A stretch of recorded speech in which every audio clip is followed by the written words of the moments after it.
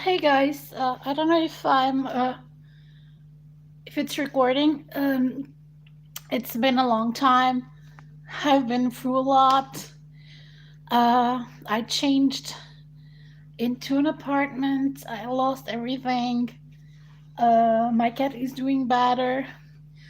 But I came here to talk about the Israeli-Palestinian conflict. Used to be a subject I talked quite a lot um, in this channel. Um, I'm shocked.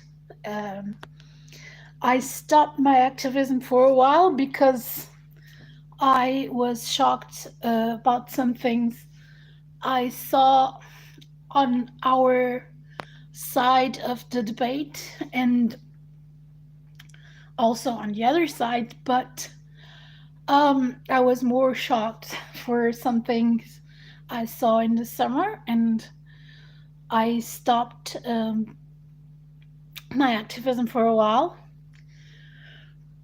But current events really,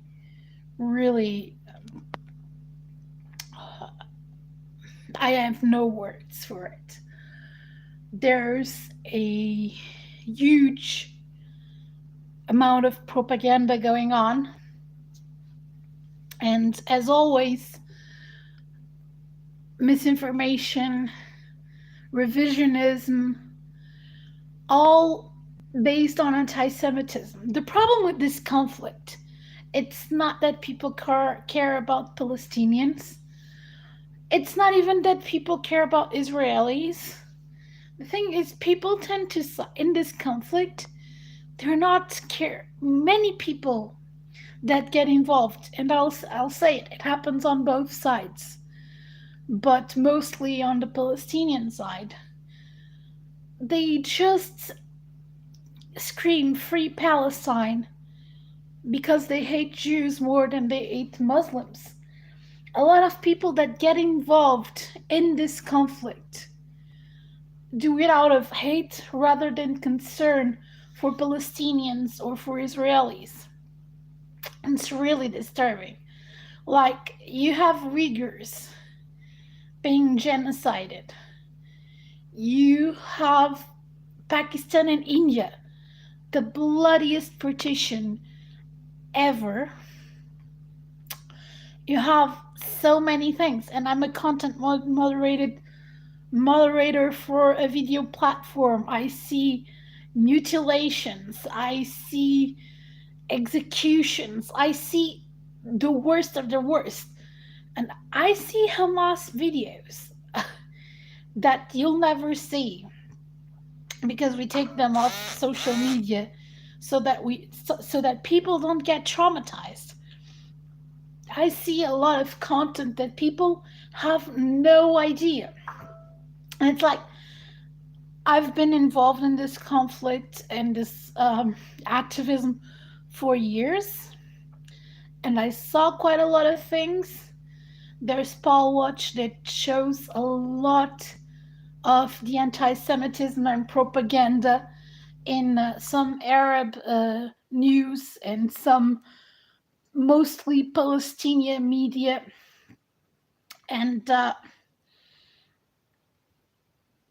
but you don't see the bloodshed as much. And the thing is, usually the Jews and Israelis value life, so they won't show the images of the people murdered by Hamas terrorists or other terrorists because they value life. And in Palestine, you see, and the thing is, most people are not trained to see, but they use makeup, they use, you know what are reborn dolls and silicone dolls?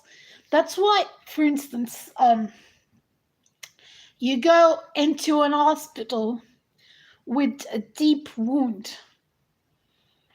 What happens at the hospital? Even when a hospital is overcrowded, you won't have the media on you. You won't have 10 people around you.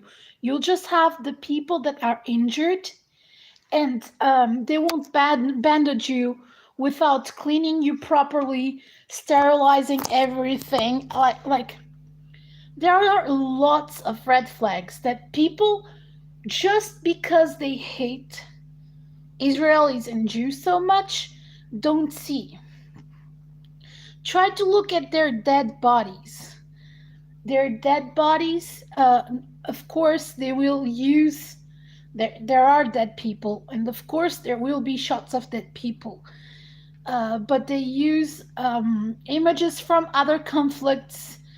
They even used a picture from Portugal, from I think it was a Catholic event or something, where students and pilgrims or whatever were sleeping in sleeping bags, and there was a social media post saying that's how people sleep in Gaza now that everything is torn down. Um, you'll see images of Syria.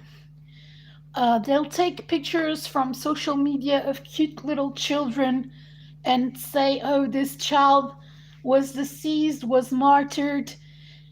And in a lot of cases, the pictures can be traced to families that realize that their child's picture is being used uh, for activism when the child is alive and well and is from another nationality. Um,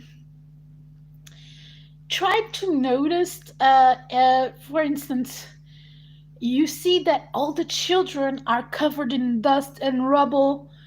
And then, of course, it's easier to pretend they're injured if you can't actually see the effects. So they cover them in powder and dirt. So when you go to the hospital, they're all dirty, and they bandage them like that and don't clean the wounds. Why? Because if they start cleaning the wounds, you'll realize this is makeup and special effects. So they just put a bandage over it. Like, come on. I mean, it's an insult to Palestinian doctors and their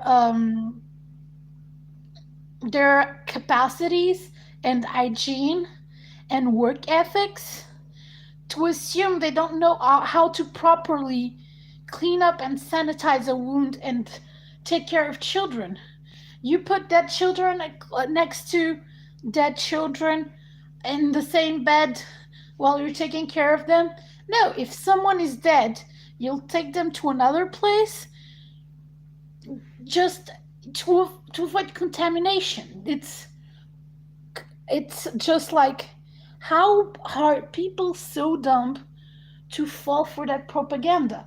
Then there's always those videos where you see um, that it's a doll because it's in a lighting that allows you to see that it's a doll, or you have, for instance, children have bones, and the silicone doll will have weird angles that a child wouldn't have because they're not made out of silicone. That they have bones, they have flesh, and human bodies don't bend in certain ways. You see a journalist in an ambulance. He says they gave him a baby, and that one is actually really convincing. But then you see the neck, and you see the reborn doll silicone folds that a human neck doesn't have. There's pictures of a child they put in a sheet to pretend it's dead, sitting using a cell phone. So a lot of it is propaganda, and people don't know how to fight propaganda. And the thing is, I saw a thing saying that people know the name of Israeli children, they know their lives, and they're humanized, and the children in Palestine are humanized. That's because they existed. They lived their full lives, and Israelis value life. And I'm not saying that Palestinians don't, but indoctrinated Palestinians and Hamas, which I'm sorry, but the vast majority of Palestinians in Gaza support Hamas. Um, Palestinians in Judea and Samaria are more pro peace, even though there's a huge amount of them that isn't. Then Gaza. Gaza is really anti-Semitic, and they want to destroy Israel. They want to kill Jews. And as I was saying, um, the Palestinians in Gaza, they have they don't care about human lives. They use their children as shields.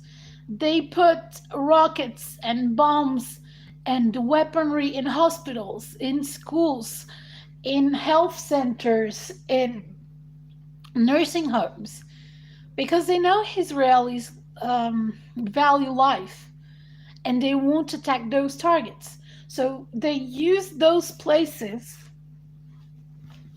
because then it's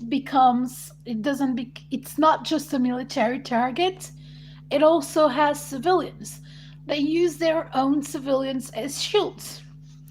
And the thing is, I don't know if you remember a TV series, and it encompasses so well the Israeli-Palestinian conflict. Do you remember Buffy the Vampire Slayer? I think it was on the third or fourth season. There was an episode, Hansel and Gretel, and there appeared two children, and it's interesting because Willow Rosenberg is actually a Jewish character, and she's a witch, and so they start a witch hunt because Hansel and Gretel, which is a demon in the story, but it's they appear in the city, and they start they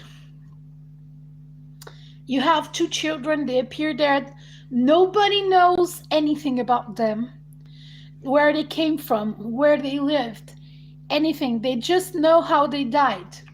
So they appear, people start going crazy, they start burning books, they start hunting down people, they start hating on people, turning on people, and even to the end executing them. And one of the interesting things, I think it was Buffy said, don't you think it's strange? You know how they died. You know everything about how they died, but you don't know how they lived, who they were. It's not normal. And then you realize, because it's a hoax, and those children never existed. It was a hoax to incite hate, to incite the most visceral reaction from you. That's why when you see an Israeli child dying, you know their names, you know their lives, you know what they went through, which schools they've gone, because they're real. There are real people behind it. And when you have Palestinian children, not always, because there are cases where actual children die, and it's a casualty of war, particularly one where your terrorist leaders use you as human shields. And sadly, many of those children, because many are adolescents and young adults, actually die because they joined Hamas from a young age and started to commit terrorism. And the thing is, they didn't die because Israel wanted to kill them. They died because from a young age their parents sold them to Hamas. And from a young age, many of those children, which are now teenagers, adolescents, they started committing terrorism or being trained to be terrorists. Um, Many times you see pictures of Hamas terrorists when they were much younger than the actual age they were killed. And you'll never see their faces and in Hamas gear and as terrorists, but it happens. And you see, the image they put out to Western media is that innocent, pure boy, good boy, son of his mother, good person, and he was a martyr. He was a victim. But then to the Palestinian audience, they will show him wearing Hamas gear, often with a weapon, saying he was a martyr in the fight for liberation. So the image they put out to Western media is very different from the image they put out in Gaza. So internally, they praise terrorist acts. Externally, they will say it's a child.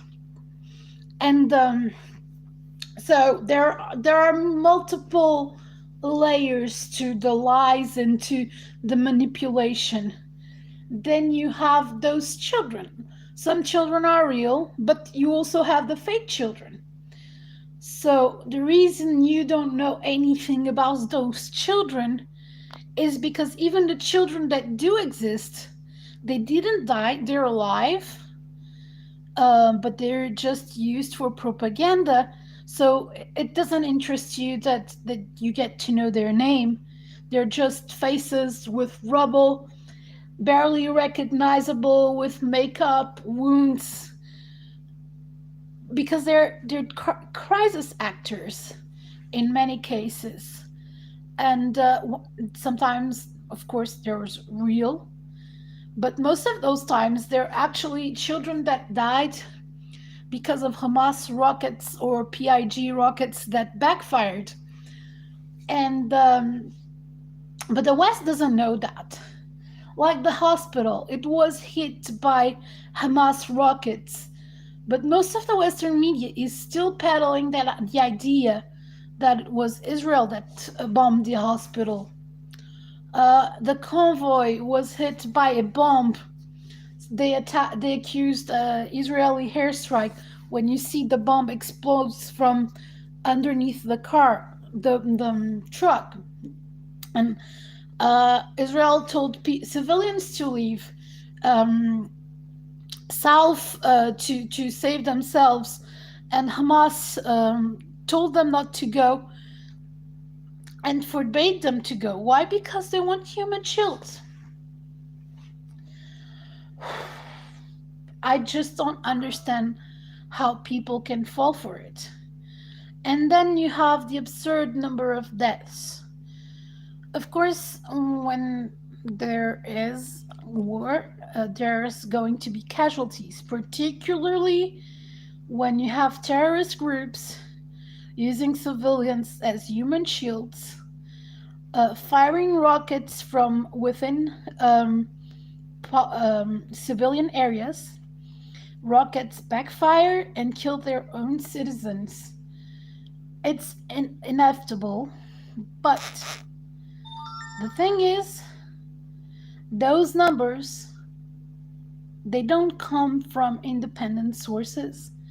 They come from the Gaza Health Ministry controlled by Hamas, a terrorist group. And the entire Western media runs with numbers given by a terrorist group. There is no independent research.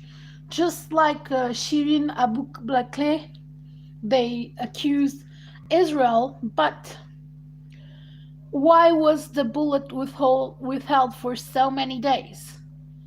It was destroyed beyond repair, so nobody could conclusively say who killed her.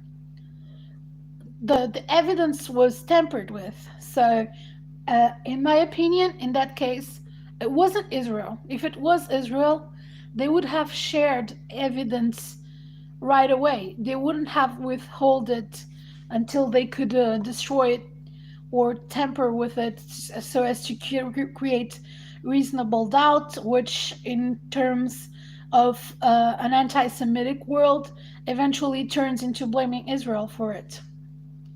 Um, it's really awful to see how they treat their children, how they don't want to save their children's lives, how they use their children as some sort of propaganda tool. Those children deserve better. And the West is not helping them because they know that we care about children. So they use those children to create a visceral response in us against Israel. So visceral that a lot of people celebrated the death of Jews and Jewish children. It's absolutely horrendous. There are programs all over the world against Jews. You saw what happens in in Russia. I don't know the name. I don't want to mispronounce it. Hate wins. Hate is everywhere. Jews are not safe anywhere. And you wonder why Israel is so important? Because Jews will be hunted down anywhere they go. Palestinians, and I mean not all Palestinians, but Hamas particularly, Hamas Palestinians, they don't want just Jews out of Israel. They want to hunt them down. The former Hamas charter even said that. And there's a hadith that is cited many times by Palestinians that they see themselves as going to exterminate. It's a war of exterminations. If they wanted a state, they would have accepted, even as the Jews accepted the smallest portion of land that was essentially swamps and deserts that nobody wanted. And even then, they didn't accept. Why? Because it's not about the fact that they want a Palestine to exist, it's because they don't want Israel to exist. It was always that. They hunted down Jews from all over the Middle East and North Africa, chased them back into Israel. But even taking 99.9% of the Middle East and North Africa, it's not enough. And yeah, so, but think a little bit. The reason you don't know those stories, you don't know those lives, there's nothing, just no.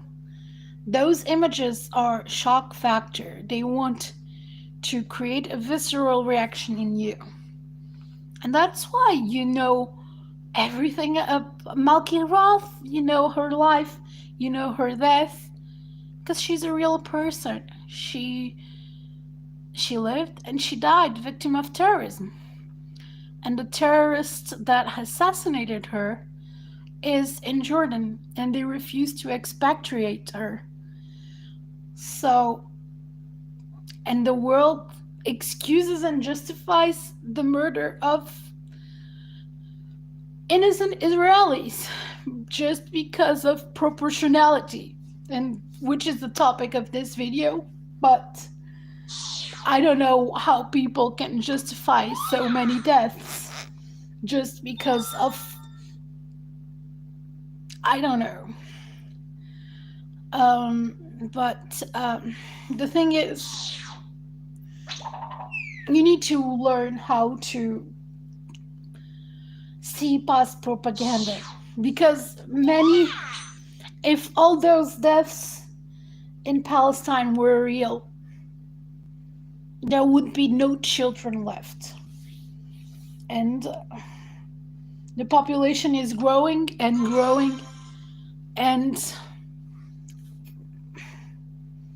they use pictures of other conflicts to incite you against Israelis. It's terrible.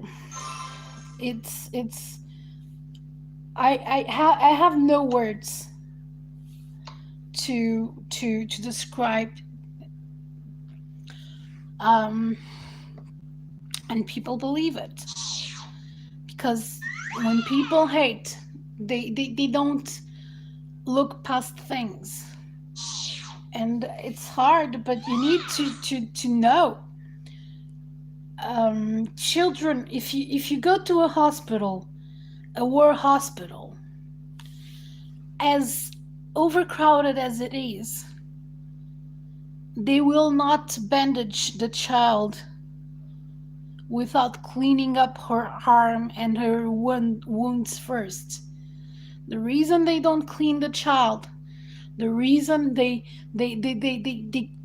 bring those children and they put them next to bodies, is because of shock factor. It's propaganda. If those people were truly dead, they would bring them to the morgue, not next to people who are alive, prone to infection, and need care. They wouldn't allow 10 people in the room unrelated to the service and the patient, because the hospital is overcrowded. You wouldn't have 30-40 cameras around, and parents and children crying, distracting the doctors, and I don't know. It's just, how can people not see past the propaganda? Hamas, Palestinians have been doing this for years. Even in a war hospital, sanitation is the first and the most important aspect to avoid pests and infectious diseases. And because when there's death, people are prone to get sick and get infections. So the first thing you do is you dispose of the dead people, and you take them to a morgue, to a separate place from people who are alive. You won't put a child that has an open wound next to a dead body that could be dead for 24 hours or 48 hours. You're not going to put a child that has wounds, that is wounded, that is bleeding quite profusely, next to a dead body. You're not going to pick up a child that has a bone sticking out of her body with, like, you pick a kid that is healthy. No, you immobilize the injury, and you find something to transport the child. But no, you see them taking children out of the rubble, and in many cases you can see that they are silicone dolls, but not always. Sometimes they are convincing, and sometimes you see they have actual children, and the child is breathing or moving, there are ways to see when they say a child is dead or not. But of course, they have to be covered in all white powder because otherwise you can tell they're not dead, or you can tell that it's a doll. That's why when they take them to the hospital, there are tons of cameras all around. They have children crying next to bodies. Um, they have mothers, they have fathers, they have all the media in an already overcrowded hospital. You have children that are bandaged without even being examined or taken to have a head scan or something. They just bandage their heads. They don't clean their wounds. They don't clean their arms to clean their wounds. They just put a bandage over the wound. I don't know how people cannot see the amount of propaganda that Hamas is putting out. Like, there's something irrational about this. When you can see how proper, even in an emergency hospital, would take care of those patients, that people would go to a completely different area from people who are alive. You would probably have a parent next to a child, but you wouldn't have 10, 20 unrelated people to the service in an already overcrowded room. Because you need the children to be cared for, and you don't need a child next to a dead child getting infections. So all of that is for shock value, and you will see in a real rescue mission, you don't have time to record everything. You don't have time to just wait and take the camera and stop digging and put the camera in a better angle. No, you're trying to save a life. You're not posing for the cameras. So it's really, I don't know. It's just, and you can see it's different from other conflicts. It's different from other conflicts. They know they can get away with it because people people talk about disproportion, but there are so many places where more people died. The Palestinian-Israeli conflict is one of the conflicts that caused less casualties and less deaths, and yet it's the most the conflict people obsess about the most. You don't say people around the world saying to free Uyghurs. You don't see people running around the world react like this for any other conflict. We need to start and think how we are being manipulated in this conflict to hate people, to dehumanize them. I don't know. It's really disturbing, and I see these. I also see people dehumanizing Muslims, and it disturbs me, although less than they dehumanize Israelis and Jews. But I do see that also. So this conflict attracts so many people because it has Jews and Muslims, and it's essentially an excuse for every racist in the world to side with the side they hate less. And unfortunately, the vast majority of the world still hates Jews, has conspiracy theories about Jews, and doesn't understand where that visceral hate comes from, because most nations have cultural anti Semitism embedded into the very language they speak.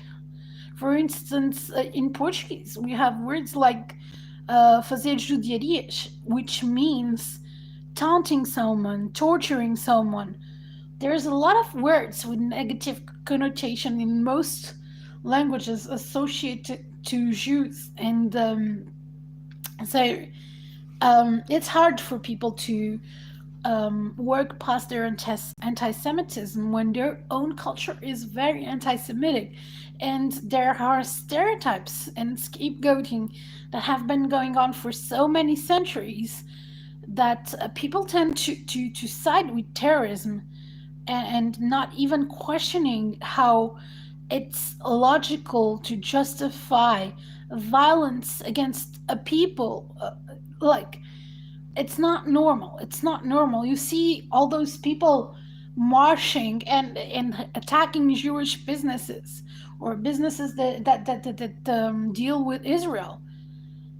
When did we see this? In Nazi Germany. Nazi Germany boycotted Jewish businesses, targeted Jewish businesses, did programs on Jews like this here. And the thing is, um, Nazis did indoctrinate Muslims in the Middle East, and even in areas where Jews um, and Muslims lived more peacefully together, Europeans influenced them to be even more radicalized against each other. So Europeans, and particularly Nazis, have a lot to do with it. To this day, in Gaza and other Palestinian areas, there is praise of Hitler, and there are even streets and stores named after Hitler in Gaza. Because the Nazis did influence. You should see, I mean, al Husseini, which was an ally of Hitler and wanted to bring the Holocaust to the Middle East and North Africa. So these areas of history are obfuscated and hidden, but there is a good reason why these things happen. Now, there are aspects of their culture that are already prone to anti-Semitism, just like Christianity, but the vast majority of it was also caused by European influence and also Christian influence, because we can't forget that Islam has a great part of Christian influence, and it also inherited Christian anti-Semitism. So it's not something that is in a vacuum. There's a lot of um, sources of this hate. And well, now I'm going to talk about the real topic of this video, which is proportionate response. People talk about Israel response being disproportionate. You want to know what proportionate is? Certainly not what Israel is done. Israel is trying to minimize civilian casualties, even putting at risk their own citizens to minimize Palestinian casualties. Uh, if Israel was to go do a proportionate response, they would kill as many Palestinians as they possibly could and target civilians like Hamas does. Because a proportionate response would mean that Israel would not abide by international law and would go on targeting civilians just like Hamas does. But Israel doesn't do that. So you need to learn what proportionate response actually means. Um, like, Israel does everything it can to save people, sometimes letting terrorists escape and not targeting military areas to save civilians that are used as human shields by terrorists. So a proportionate response would be Gaza attacks Israeli civilians, Israel attacks Gazan civilians. That's what proportionate means, an eye for an eye. Um, so I don't think you want what you think you want.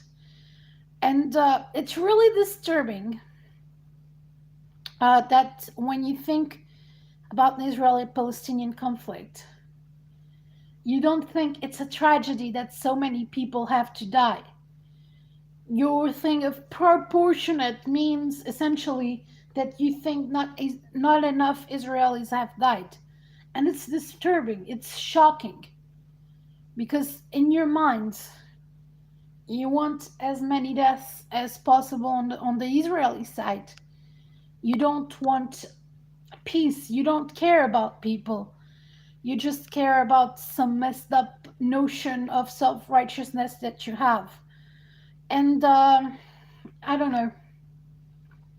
People may think that I'm wrong, that I'm on the wrong side of history, but I'd rather be killed. I'd rather be killed than supporting the genocide of the Jewish people. Um, and today, what I see is that half of the world thinks it's okay for terrorists to enter into Israel and kill children. They think it's Jewish fault that they are being killed from a hate that is centuries old. They think that violence is justified. And it's disturbing. So you think Israelis don't have the right to defend themselves? They don't have the right to target military targets and Hamas because they might kill civilians and have casualties because Hamas uses civilians as human shields. But because of what you call occupation, uh, you say any response, even violence, is justifiable. I see you there. You think any violence is justifiable because you're an anti Semite.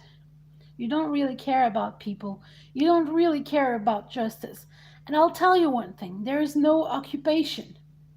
Israel is the Jewish land. They are indigenous to the area. Yes, there are many Jews that were in exile for centuries and came back later.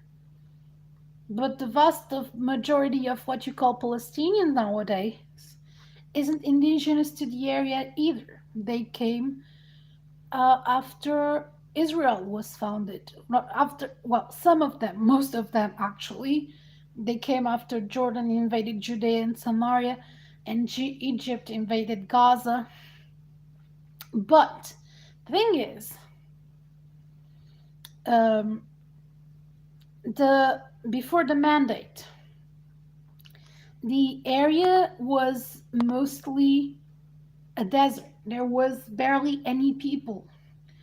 In all of the area occupied by Israel and Jordan, there was only 300,000 people living there. After the first Aliyah, they created conditions, they drained swamps, they repaired the deserts, and thousands of Arab migrants came in. Also, Jews came in. So the reality is the vast majority of Palestinians came from other Arab lands. So the narrative that Jews are invaders and Palestinians are indigenous is not fair. Jews are indigenous. They may have been exiled, but they're indigenous to the area. And some Palestinians are indigenous as well. But the vast majority of the population that currently lives in the area uh, came after the 1850s. The vast majority of them are not indigenous. They came after the area was made habitable again. So it's intellectually dishonest accusing Jews, Israelis, of occupation, of which I remind you, 2 million of Israelis are actually Arab. Um, and the majority of Palestinians, they came during the Jordan and Egyptian occupation of the area. And nobody cared that Jordan never made it Palestine. They never cared that Egypt never made it Palestine. Why? Because it's not about the occupation. It's about the fact that Israel exists. And they can't accept that Israel exists because they don't want a Jewish state, not in Israel or anywhere in the Middle East. Because the problem is that the Jewish state does exist and they don't want it.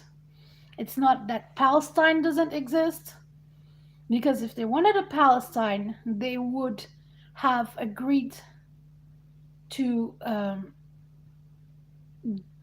the Oslo Accords or any accords that gave them land.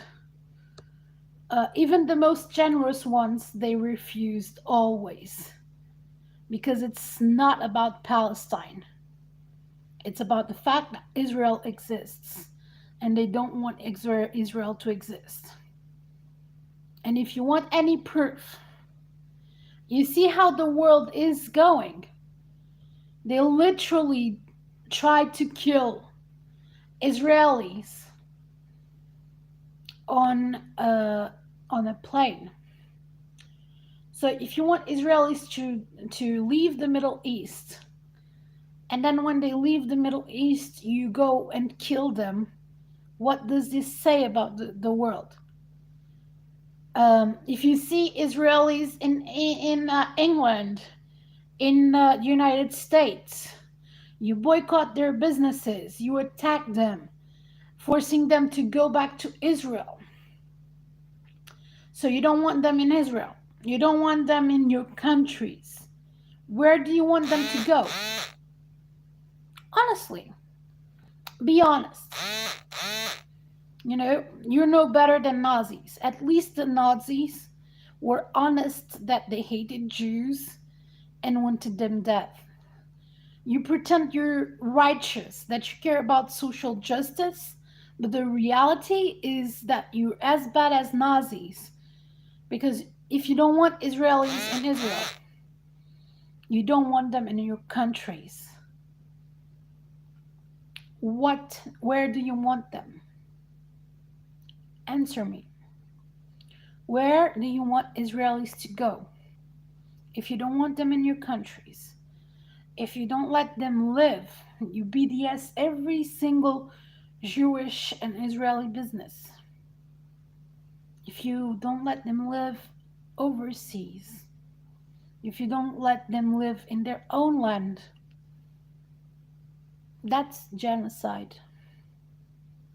And I know you don't want to use that word, but it's the reality.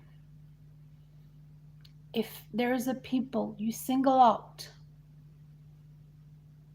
and they can't live in their homeland because you think they are not legitimate in their own land, but when they go to other countries in exile, you don't want them in your countries because you don't think they have the right to be there.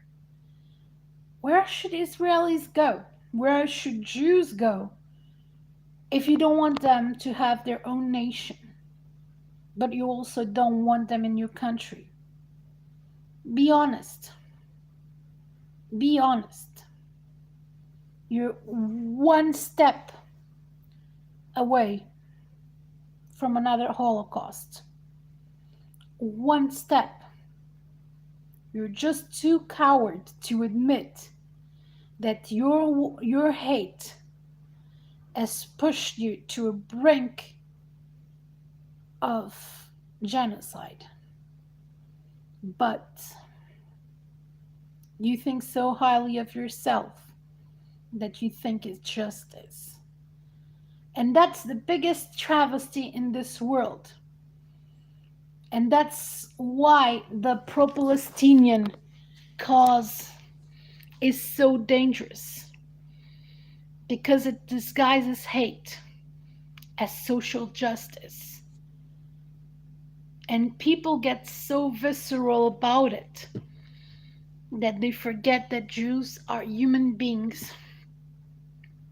They forget Israelis are human beings with families too, with dreams, with hopes, that those children deserve protection and security, that they deserve to go to school and to university, and they shouldn't be forbidden to attend a class just because they're Israelis, that they shouldn't feel unsafe just because they're Israelis. Universities want to limit the attendance of Israeli citizens. What's that? It's segregation. Just replace the word Israeli with black. That's what apartheid actually is.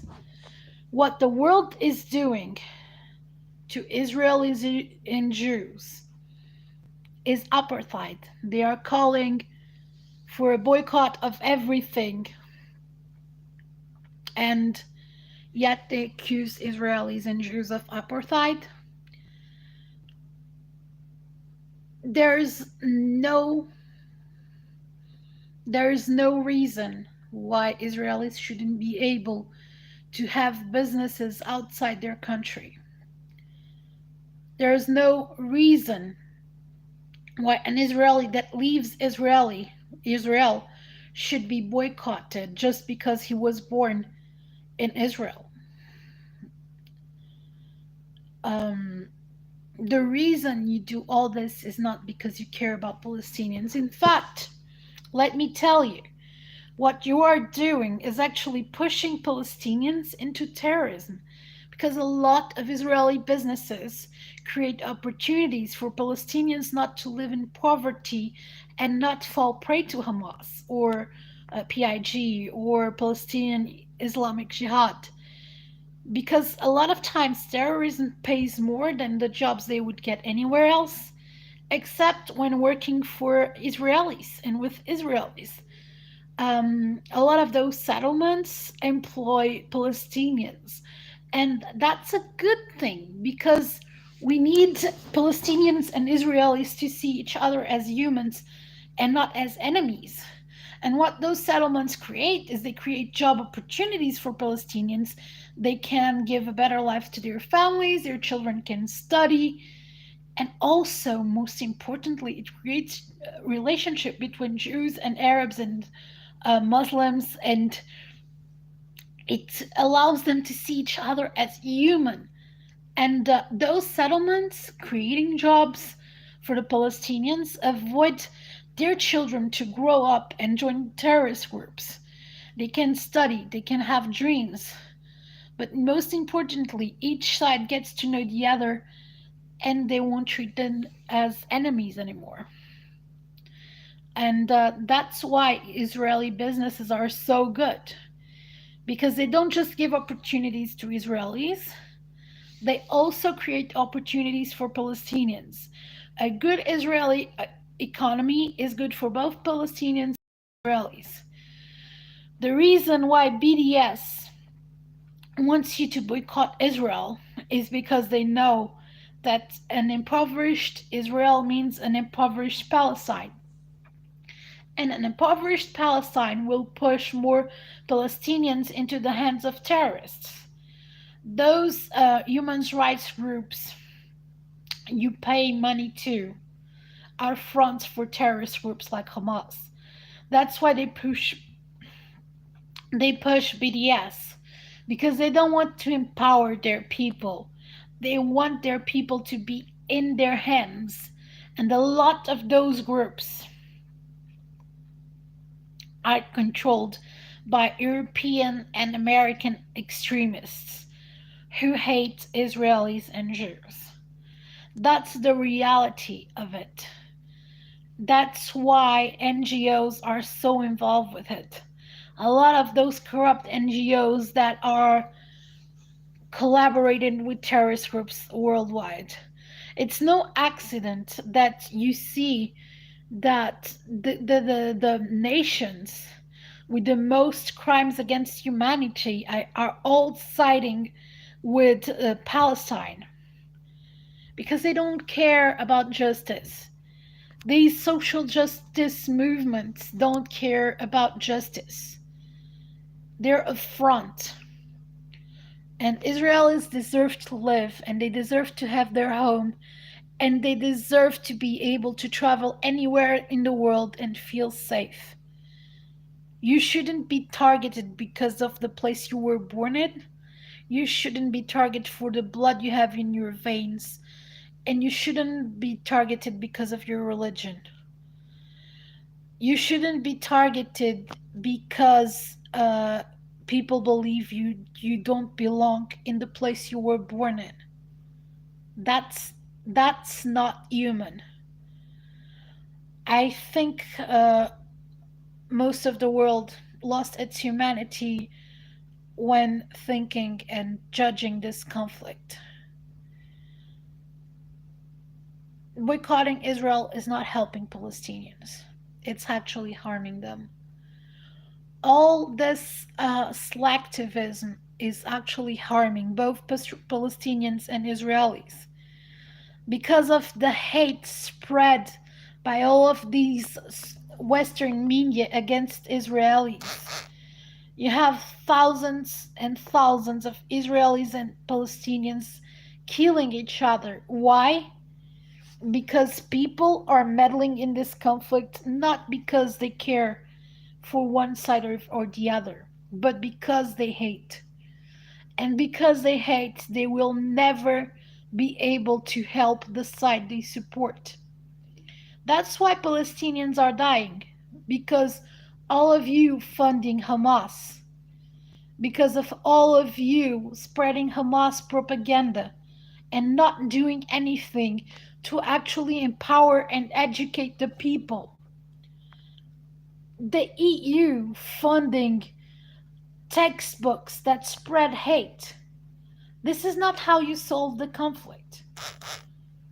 But you don't want the conflict to be solved, do you? Because if the conflict is solved, then you don't have an outlet for your hatred. Anyway, there will be a day where people look back in history and they will see this as the most irrational period in probably not human history, but in World War II, people could claim they didn't know what was going on with the Nazis, even though most knew that certainly Jews were being killed. But we have social media now, and I'm sure that a lot of it will disappear. A lot of the evidence of the human crimes against Jews and Israelis will disappear because the world will feel ashamed. And the world is already forgetting the Holocaust and denying it. That's why we are in a situation where the world is trying another Holocaust against the Jews because most people forgot about it. A lot of them are denying it. And a lot of them are already at the next phase of genocide, which is trying to repeat um, the Holocaust. And this is why one day people will go back in history. Just like when the Holocaust happened, we will ask, How could this happen? How could we let this happen? During World War II, there was plausible deniability because there wasn't technology, there wasn't information. Of course, there was as much misinformation as there is now, but there was a lot of misinformation. And even though people knew what was going on in Nazi Germany, they pretended not to. The worst person is the person that sees a bad thing happen and doesn't do anything to stop it. And our ancestors, many of them claim they didn't know what happened, and they denied they did it, they knew and they were aware of it. But we have technology. Every citizen is able of record themselves, has a camera, and I am sure a lot of it will be deleted because people will feel ashamed and won't admit to their part in all of this.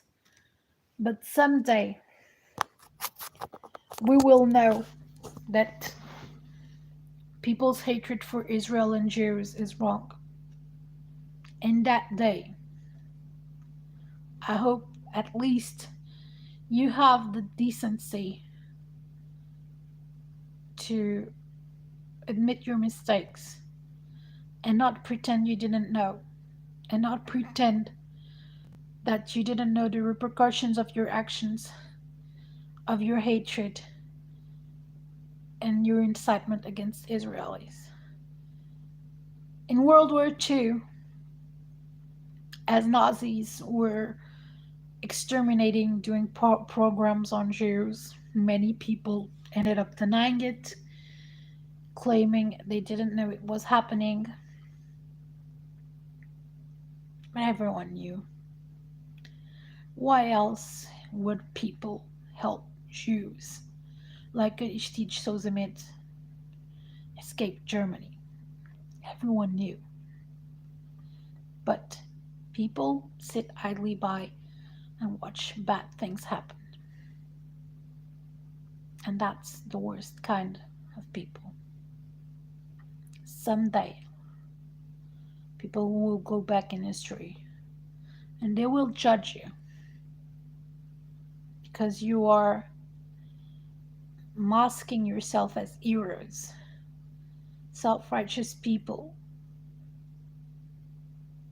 But the reality is you are using it as a mask for your hatred and your anti-Semitism.